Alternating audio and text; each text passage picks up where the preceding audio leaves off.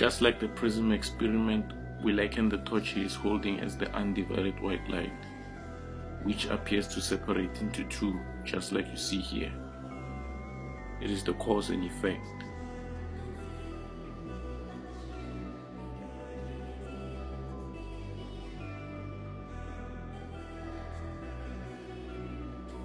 And this undivided white light, we cannot perceive it with our five senses. What we today call light is actually luminescence, and it has an opposition called darkness or the shadow, and they are both born from each other. And this luminescence, during the day it is preponderantly stronger, and during the night darkness is preponderant.